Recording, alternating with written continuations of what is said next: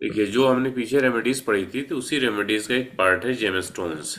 Gemstones जो है वो एक बहुत ही इफेक्टिव रेमेडीज है और कोई भी आदमी कर सकता है। मतलब आपका क्लाइंट या इंडिया में है, अब्रोड में, कहीं भी है, किसी भी एज ग्रुप का है तो इसको किया जा सकता है। हम्म। जो मैं कॉन्सेप्ट आपको बता रहा हूँ यही मैं यूज करता हूँ और सैकड़ों लोगों पे मैं यूज कर चुका हूँ। बहुत सारी वीडियोस मैंने बनाई भी है। मैं यहाँ ये आपसे नहीं बोल रहा हूँ कि ये कॉन्सेप्ट 100% परफेक्ट है। इस हम्म। इस बात को ध्यान से समझिएगा। 100% मेरी जानकारी में ऐसा कुछ नहीं है, ठीक है। लेकिन एक्यूरेसी इसकी अधिक है। मेरा मानना है कि यदि 10 में 9 लोगों को इससे बेनिफिट मिल रहा है तो फिर ये सही है, समझ रही हैं। हाँ जी। तो ये चीज है। अदरवाइज मैं ये कहूँ कि नहीं ये 100% सही है, किसी को भी आप बताओ, तो ऐसा नहीं है। दूसरी चीज ये है कि जेम स्टोन की जो एनर्जी होती है ना वो बड़ा रोल प्ले करती है। जैसे कई बार ऐसा होता है कि आप किसी को कोई स्टोन आपने बताया, जैसे यही जो हम देख रहे हैं, सपोज करो कि आपने इनको बताया सूर्य का स्टोन पहनना, और ये हम्म। बताएं कि अरे मैंने सूर्य का स्टोन पहले पहना था माड़िक के और मुझे बेनिफिट नहीं हुआ। तो हम्म। नहीं हुआ इसका मतलब ये नहीं कि आपका कंसेप्ट गलत है। बहुत से ऐसे स्टोन होते हैं जो जातक के लिए सूटेबल नहीं होते हैं। मतलब उसकी एनर्जी, जैसे एक बार आपने माड़ी के कहीं से लिया, वो आपने पहना, वो सूटेबल नहीं है। जबकि हम्म। दूसरे जगह से कहीं से आपने माड़ी खरीदा, उसकी एनर्जी यदि पॉजिटिव है तो वो सूटेबल हो जाएगी। यानी स्टोन की एनर्जी जो है ना, इसको मैंने समझा है कि कुंडली के अनुसार स्टोन सिलेक्शन आप कर सकते हैं, लेकिन जो स्टोन की एनर्जी है ना वो बड़ा रोल प्ले करती है, ठीक है। ठीक। तो वो यदि स्वर के द्वारा या पेंडुलम के द्वारा या एल रॉड के द्वारा, मतलब वो आपको आता होगा, तो आप हम्म। उसको चेक कर सकते हैं। ये एक अलग पार्ट है, ठीक है। हम्म। कुंडली हम्म। चूंकि मैं आपको इसलिए बता रहा हूं कि आपको ये पता होना चाहिए कि वो भी एक फैक्टर है। हम्म। ऐसा नहीं है कि आपने देखा और आपको लगा कि एस्ट्रोलॉजी यानी इनकी कुंडली के हिसाब से स्टोन सूटेबल है, लेकिन इनको लाभ नहीं मिल रहा है, तो कहीं ना कहीं मेरा कंसेप्ट ही गलत हो। ऐसा नहीं है। कंसेप्ट गलत भी हो सकता है कुछ कुंडलियों पे, ऐसा मैं नहीं बोल रहा। लेकिन मेरा जो ऑब्जर्वेशन है वो ये है कि यदि 10 में 4 लोगों को किसी स्टोन से बेनिफिट नहीं मिल रहा है तो उसमें पॉसिबल है कि उस स्टोन की एनर्जी निगेटिव हो, ठीक है। जी। तो ये भी एक पार्ट है। तो अभी हम ये मान के चल रहे हैं, जब मैं आपको कॉन्सेप्ट बता रहा हूँ तो अभी हम स्क्रेच से जो स्टार्ट करते हैं कि कैसे हमें स्टोन देखना है। तो इस चीज हम्म। को हम समझते हैं। मतलब कुंडली के आधार पे कैसे हमें जेमस्टोन सिलेक्ट करना है, ये एक पहला पार्ट होगा। उसके हम्म। बाद में वो एनर्जी वाला मैटर आएगा। आपको यदि चेक करना आता होगा तो आप कह सकते हैं, अदरवाइज आप उनको ये गाइड करेंगे कि आपको एनर्जी अच्छे से चेक करके फिर आप इसको पहने तो ज्यादा बेनिफिशियल है। क्लियर। जी। तो ये चीज आइए हम देखते हैं कि कैसे हम स्टोन डिसाइड करते हैं। सबसे पहले जो आपकी रिक्वायरमेंट है, जैसे आपको अच्छे हेल्थ के लिए स्टोन पहनना है, तो वहां पे हमें हेल्थ वाले हाउसेस को प्रायोरिटी देनी होगी। जैसे fifth house, ninth house, 11th house तो खैर सब में आता है।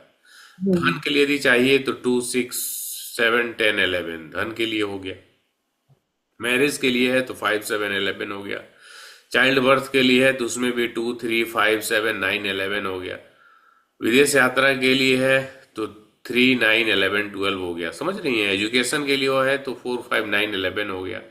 कहने का तात्पर्य है कि जिस रिक्वायरमेंट के लिए आप स्टोन पहनना चाहते हैं उससे संबंधित हाउसेस के रिजल्ट जो प्लेनेट दे रहा होगा वो स्टोन हम्म। आप पहन सकते हैं। थ्योरेटिकली ये बहुत आसान रूल है, लेकिन प्रैक्टिकली इतना आसान होता नहीं है, क्योंकि हर एक आदमी की कुंडली अलग होती है, यूनिक होती है, और उसमें ये हाउसेस इतनी आसानी से नहीं मिल पाते। जैसे कॉम्बिनेशन मैंने आपको बता दिया, उतनी हम्म। आसानी से अप्लीकेबल नहीं होता है। अब जैसे हम्म। यही चार्ट है, इनको फाइनेंस के लिए जानना है। तो हम्म। फाइनेंस के लिए जाए तो सबसे पहले हमें सेकंड सीएसएल देखना होता है। हाँ तो जी। सेकंड सीएसएल जो है वो है सन, जो कि हम्म। अनटेनेंटेड प्लेनेट है। हम्म। अनटेनेंटेड प्लेनेट है तो इस स्थिति में सेकंड का स्ट्रॉन्ग रिजल्ट देगा। हम्म। अब हम सन के रिजल्ट को थोड़ा सा और ज्यादा फर्दर एक्सप्लेन करें, इसको एनालिसिस इसकी करें, तो सन जो है वो रिजल्ट दे रहा है 9 और 10 का। सन हम्म। का स्टार है वीनस, जो रिजल्ट दे रहा है 7 11 12 का। और सन का सबलॉर्ड है जुपिटर, जो कि रिजल्ट दे रहा है 2 4 5 का। क्लियर है। जी। सन अनटेनेंटेड है तो सन में 2 नंबर ऐड हो जाएगा, 2 9 10 हो हम्म। जाएगा। वीनस अनटेनेंटेड नहीं है, जुपिटर अनटेनेंटेड है, और जुपिटर सबलॉर्ड किसका किसका बना हुआ है, 1 और 7 का। तो हम्म। जुपिटर में 1 और 7 ऐड, ऐड हो जाए। ठीक हम्म। है। तो सेकंड कस्पल सबलॉर्ड के रूप में आपने जब सन को जज किया तो ये अनटेनेंटेड है, तो सेकंड का स्ट्रॉन्ग रिजल्ट देगा। तो धन वाले हाउसेस 2 हो गए, 10 हो गए। हम्म। स्टार लॉर्ड पे 7-11 धन के लिए पॉजिटिव हो गया। सब लॉर्ड स्तर पे जाएंगे तो 2-4-7 धन के लिए पॉजिटिव हो गया। निगेटिव नंबर हम देखेंगे तो 5 है, 9 है, 12 भी है, मतलब पॉजिटिव नंबर भी आपको इसमें पर्याप्त मात्रा में मौजूद है। जी। तो इस बेस पे हम सेकंड सीएसएल सन का स्टोन बोल सकते हैं।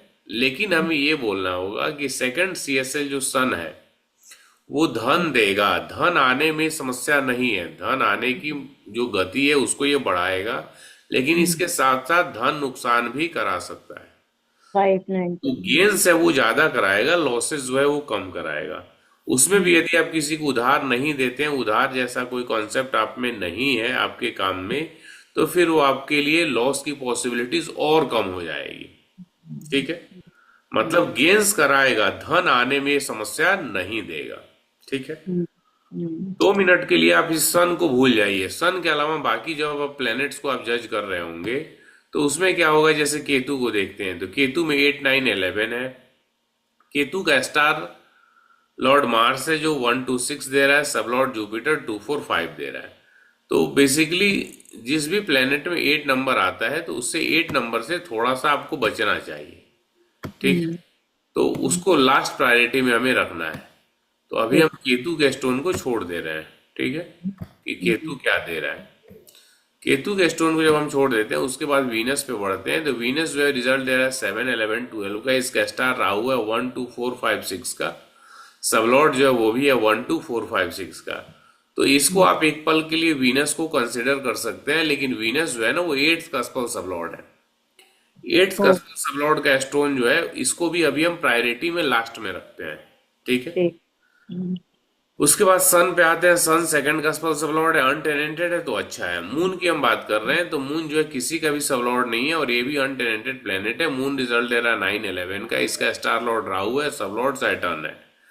मून और राहु का जब संबंध बनता है, मून और सैटर्न का जब संबंध बनता है, तो ये मेंटल टेंशन ज्यादा देता है। ठीक है, हम्म। कंफ्यूजन ज्यादा देता है। नॉर्मली इरेस्पेक्टिव ऑफ हाउसेस, मतलब किसी भी भाव का रिजल्ट दे रहा हो वो अभी कुछ समय के लिए हटा दीजिए। यदि हम्म। राहु या शनि से संबंध इसका है तो टेंशन और कंफ्यूजन ज्यादा देगा। तो इस बेस हम्म। पे मैं इसको सेलेक्ट नहीं करता हूँ, इसको मैंने छोड़ दिया। ठीक। मार्स पे आते हैं तो मार्स जो रिजल्ट है वो दे रहा है 1-2-6 का। इसका स्टार लॉर्ड वीनस है 7-11-12 का। सब लॉर्ड सैटर्न है 3-4-12 का। सैटर्न अनटेनेंटेड प्लेनेट है और 12th का सब लॉर्ड बना हुआ है, तो बेसिकली सैटर्न में 12th स्ट्रॉन्ग लेवल पे हो जाएगा। हाँ जी। 12 यहाँ भी होगा, 12 यहाँ भी रहेगा। तो वन हम्म। सिक्स ट्वेल्व की सीरीज मार्स में बन जाएगी, तो बेसिकली इससे बचना ज्यादा इंपॉर्टेंट है। और मून हम्म। में भी देखेंगे तो 1-6-12 बन जाएगी, जो कि हेल्थ वाले मैटर के लिए अच्छा नहीं होता। हम्म। राहु में देखेंगे तो राहु जो है 1-2-4-5-6 है। इसका स्टार मर्क्यूरी है, ये भी अच्छा रिजल्ट दे रहा है 8-9-11 का। सबलॉर्ड जुपिटर है 2-4-5 का, यानी 1 और 7 इसमें ऐड हो जाएगा। राहु कुछ ठीक ठाक है, लेकिन मर्क्यूरी चूंकि 8th हाउस का स्ट्रॉन्ग रिजल्ट देगा ना, 8th लॉर्ड बना हुआ है और हम्म। बैठा 9 में है, तो इस बेस पे थोड़ा सा ये मर्क्यूरी के 8th जो है ना वो आगे नहीं बढ़ने दे रहा। हम्म। उसके बाद जब हम जुपिटर पे आते हैं तो जुपिटर यहाँ सही है, जुपिटर अनटेनेंटेड है और ये, लेकिन इसका सबलॉर्ड जो है वो मर्क्यूरी बना हुआ है। मरकरी पे। मर्क्यूरी में भी 8वां भाव है। ठीक है, तो जुपिटर चूंकि अनटेनेंटेड है और अनटेनेंटेड होके जुपिटर बैठा है 4th हाउस में। हम्म। जुपिटर का एक स्टार है, जुपिटर की एक राशि है 2nd हाउस में और एक राशि है 5th हाउस में, यानी 2-4-5 जुपिटर के रिजल्ट हो गए। हम्म। 2-4-5 इसका सबलॉर्ड जो देखेंगे मर्क्यूरी 8-9-11। मर्क्यूरी 8th का स्ट्रॉन्ग रिजल्ट देगा, तो यहाँ भी 8वां का फैक्टर है। तो अभी 8th के कारण अभी हम इसको भी छोड़ते हैं, वापस करते हैं। शनि की हम हम्म। बात करते हैं तो शनि 12th का तो खैर तीनों ही लेवल पे है, तो इसको बात ही हटा दीजिए। और हम्म। मर्क्यूरी में यहाँ 12 भी है और मर्क्यूरी स्वयं के सब में है, तो 8-8 के कारण ये बात यहाँ पे, इसको भी हटा दीजिए। तो हम्म। अभी हम कुछ समय के लिए, यानी इनकी जो कुंडली है हमें इसी में से ना आपको छांटना पड़ेगा प्लैनेट्स को। हाँ जी। समझ रहे हैं? दूसरे की कुंडली से तो हम लाएंगे नहीं। हाँ हाँ सबसे बिल्कुल। पहले जो है फर्स्ट लेवल पे, फर्स्ट प्रायोरिटी में मैं जाऊंगा सन के साथ, क्योंकि सन सेकंड सीएसएल बना हुआ है। हम्म। ठीक है, सेकंड हम्म। सीएसएल बना हुआ है, इसमें 8th हाउस नहीं है, फर्स्ट प्रायोरिटी इसकी हो गई। सेकंड हम्म। नंबर पे आप वीनस को चूज कर सकते हैं। वीनस जो है वो इसमें क्या है कि 8th नंबर नहीं है और धन वाले हाउसेस दिए हुए हैं। तो सेकंड हम्म। प्रायोरिटी में हम इसके साथ जा सकते हैं। ठीक। थर्ड नंबर की बात करें तो थर्ड में मैं मून के साथ भी नहीं जाऊंगा, मार्स के साथ भी नहीं जाऊंगा, राहु के साथ भी नहीं जाऊंगा। थर्ड लेवल पे जुपिटर है। थर्ड लेवल हम्म। में जुपिटर क्यों है? जुपिटर इटसेल्फ जो प्लेनेट है वो अपने ही स्टार में यानी ये अनटेनेंटेड है। हम्म। इसमें ये मैं नहीं बोल रहा हूँ कि मर्क्यूरी सबलॉर्ड है और इसमें आठवां है तो प्रॉब्लम नहीं करेगा।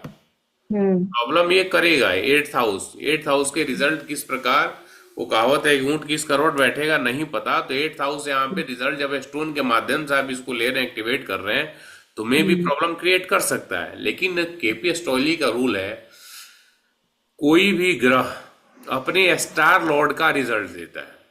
हाँ जी। प्लेनेट है ना, वो डिलीवरी एजेंट है। हम्म। तो वो डिलीवरी बॉय है।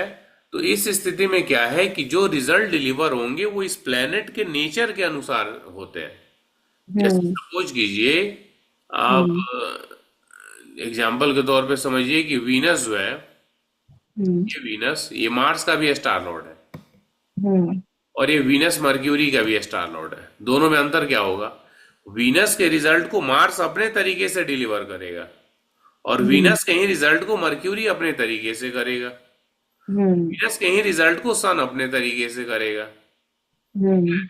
मतलब तीन तीन प्लेनेट का स्टार लॉर्ड वीनस बना हुआ है। इसका हम्म। मतलब ये नहीं है कि आपको सेम तरीके से रिजल्ट मिलेंगे। ये रिजल्ट की जो इंटेंसिटी होगी वो जो डिलीवरी बॉय प्लेनेट है इसके अपने नेचर के अनुसार मिलता है। क्लियर? ठीक।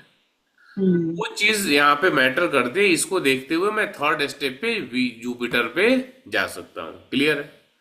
तो अभी के हिसाब से पहला हमारी इनको सजेशन होगा कि आप सन का स्टोन सन। पहने। हम्म। सेकंड नंबर में होगा कि आप वीनस का पहने, और थर्ड स्टेप पे होगा कि आप जुपिटर का ट्राई करें। हम्म। क्लियर हो रहा है? हाँ जी कोई सर। भी ये स्टोन, चाहे किसी की कुंडली से दो स्टोन निकलते हो, तीन निकलते हो, चार निकलते हो, हमें हम्म। एक बार में एक ही स्टोन पहनना है, हम्म। हम्म। और 1 से 1.5 महीने तक उसके रिजल्ट को देखना है। जी। यदि आपको पॉजिटिव फील हो रहा हो तो ही आप दूसरा स्टोन पहने, अदरवाइज नहीं पहने। ओके। क्लियर है? हाँ जी। हाँ क्योंकि एक बार आप तीनों स्टोन पहन लिए, हो सकता है दो सूटेबल हो, एक सूटेबल ना हो, जैसे इसी केस में।